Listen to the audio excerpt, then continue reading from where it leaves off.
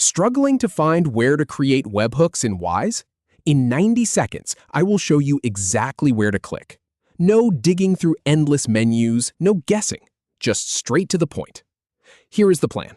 We will start from your profile, then navigate to integrations, and finally fill in the webhook details. I am walking you through this using a real Wise account, step by step, so you can follow along without getting lost. All right, let us start from your profile icon. This is the small circle or initial in the top right corner of your Wise dashboard. Go ahead and click on that. This is where all your account settings live, so it is the natural starting point for anything that changes how your account works. Next, look through that drop-down menu for the option called Connect and Manage Apps. It is usually right there in the list, not hidden in a submenu. Click on that. This page is your central hub for all things related to third-party connections, API tokens, and yes, webhooks. If you have ever connected Wise to accounting software or a payment tool, this is where you did it. Now, on this integrations page, you will see a few tabs or sections. Look for the one labeled Webhooks and click on it. It might be a small tab near the top of the page or a sidebar link. And here is the really important part. If you do not see it right away, scroll down just a little. It is there. I have tested this myself on different accounts, and it is consistently in this same spot. So now that we have the Webhooks section open, go ahead and click the button that says Create a New Webhook.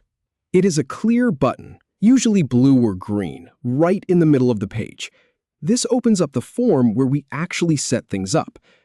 Give your webhook a recognizable name. This is one of those steps that seems simple, but people often rush through. Think about what this webhook is going to do for you. Maybe it is for sending notifications when a transfer is completed, or maybe it triggers something in your own system.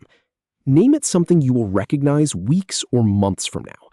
I use names like Transfer Complete Notification or Daily Balance Sync. Trust me, future you will be grateful. Now, paste your endpoint URL here. This is the address where Wise will send the data. It is a standard web address that starts with HTTPS and points to your server or the service you are using. Double check that it is exactly right. A single typo means nothing will work. And if you are testing locally, just remember that Wise needs a publicly accessible URL. I have seen people use tools like ngrok for this when they are in development mode.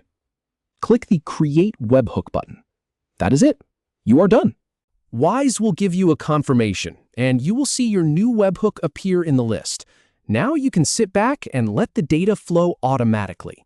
So, to recap, from confused about where to create webhooks in Wise to confidently setting one up in under 2 minutes. That is the whole process. No fluff, no extra steps, just a clean setup that works. Go ahead and try it yourself. You have got this.